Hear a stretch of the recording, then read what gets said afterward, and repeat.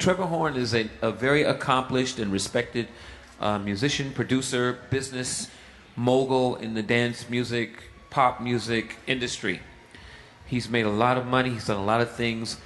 To meet him was an honor. To have him consider me as a possible employer, be employed for a job for his company was a great honor for me. So I was happy to meet him. What happened is that I was to meet Trevor Horn because he wanted me to meet Seal. So I go to his office, and there's Seal. I meet Seal. We hang out for a day or two. We're having a good time. He says, "Derrick, would you consider taking this kid?" At the time, Seal was not a pop star. Nobody knew who Seal was. "Would you consider doing some remixes on his music?" Yeah. So I listened to the music, and I went back to Mr. Horn, and I said, "Why would you want anybody to remix this music? This is fantastic. Leave it alone." That wasn't the response he wanted. He was a little bit not happy about that, but he was cool. Yeah. But the next question came, "Okay, so you don't want to do it?" Basically, no. I don't see any reason to touch his music. Yeah. The music is fantastic. Seal doesn't need a producer. He doesn't need anybody to remix his music. "Well, what about you? What are you doing with your music?" I said, "Well, myself and my friends, we make a lot of music, but we've been thinking about doing a group." "Oh, really? What kind of group?" "Well, sort of like, just a group, the three of us, traveling around the world, making an album. We want to call it Intellex, Intelllex." And he thought it was a brilliant idea.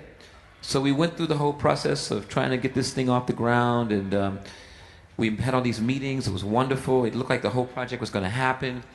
And 2 days before we were supposed to sign the contract, he sat down with me. Yeah. And he sat down with Kevin, he sat down with Juan. He wanted to know everybody's ambitions, what their goals were, if they understood the seriousness of this project, if this record company was to support it, to put money into it, to make this a big, big, big thing.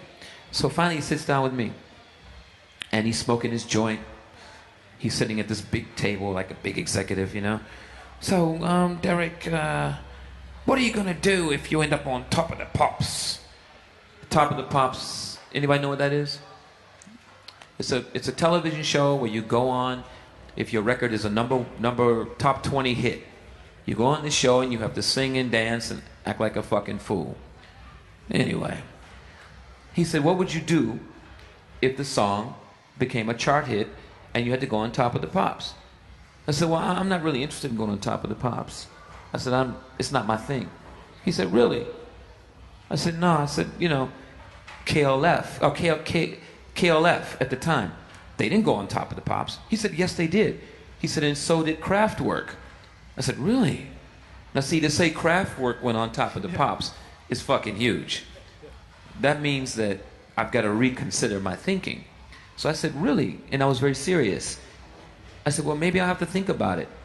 The meeting was over. 2 days go by, and my manager gets a call from Mr. Horn. Whatever they talked about, the call is finished. Then my manager calls me. "Derrick, what the fuck did you say to Mr. Horn?" "What are you talking about?" "The fucking deal is off. What did you fucking say?" I said, "I didn't say anything to him. He just asked me if I was going to be on Top of the Pops. Would I do it? Would I go on Top of the Pops?" He said, "You're a fucking idiot. He called you an idiot." I said, "He called me an idiot?" I said, "Fuck that motherfucker." That was the end of that.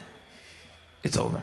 So, that was the one chance that we had to become that group thing.